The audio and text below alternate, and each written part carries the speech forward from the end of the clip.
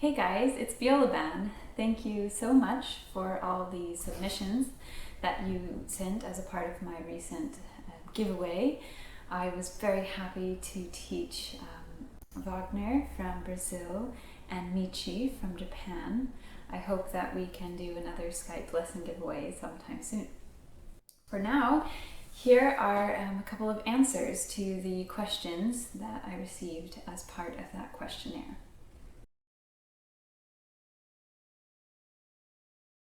My current viola I acquired in 2013, and it was made in 2012 by Jeffrey Ovington. He's a maker who lives in upstate New York.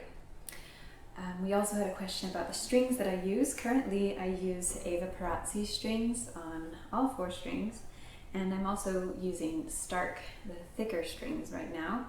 It's always a project to find the right strings for your instrument, but it's a worthwhile investment to find strings that work for you.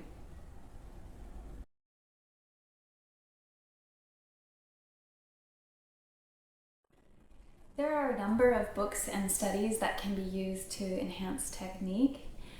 To give a few examples, I use Schwadiek. This is something that you can use for a lot of things.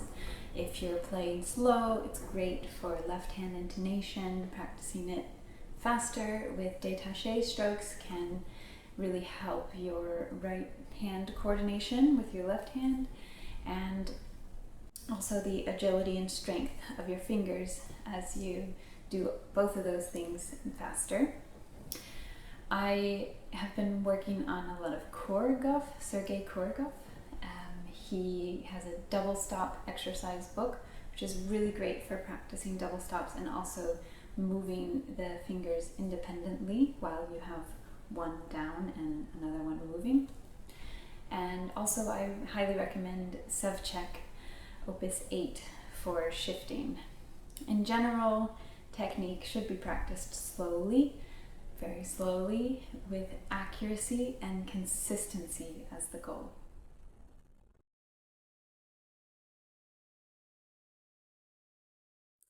Over the years of my playing, my warm-up routine is constantly changing, usually depending on what music I'm working on or if there's a particular technique that I'm trying to improve. Often I begin with the slow double stops. I also will do Schwadiek to warm up the left hand, warm up the right hand. Scales usually come after this because they involve shifting, and I prefer to do that with a warmer hand. Finally, also I do some vibrato exercises, very slowly warming up this muscle.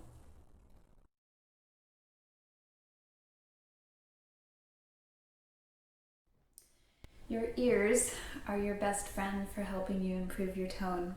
Your patience is also required. Tone can be best studied with slow, long bows. A good rule of thumb is to not play anything faster than you can play it with a beautiful tone. If you don't like the sound that you are making, you should use your ear to determine what you don't like about the sound so that you can fix it. Though we often spend a lot of time thinking about the left hand because it is what makes the pitches, the right arm is really your paintbrush and the key to getting the sound that you want. So some things to consider if you are analyzing your tone: are you using the right amount of speed in the bow, the right amount of weight?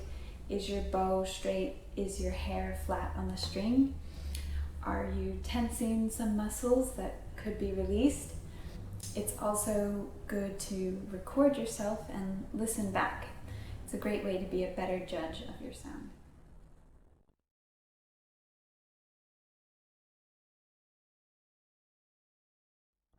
I do believe that there is no age too old to learn an instrument, in this case specifically viola. It is true that learning things later in life can be more difficult than when we were young, but with patience and persistence, learning the viola is a great study. I think the most important thing for adults learning a musical instrument is that you have clear, attainable goals. You need to give yourself things like setting a recital date, or even if it's just a date for playing a piece for family and friends. Set a goal to audition for your local community orchestra or your church band. Find a friend with whom you can read quartets. One benefit that kids often have when they're learning an instrument is that they have parents who make them practice and organize programs that do have deadlines for learning things. So as an adult, you just have to set those things for yourself. Most importantly, you still do need a good teacher. I believe that self-teaching can only take you so far, and it would be difficult to really learn an instrument without having a regular private lesson regime.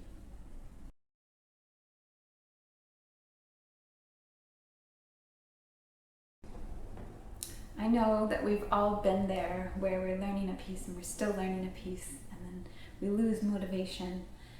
It of course depends on the situation and when the actual deadline is, but I think an important thing to do when you're learning a piece is actually to take some time away from it if you find that you're getting bored.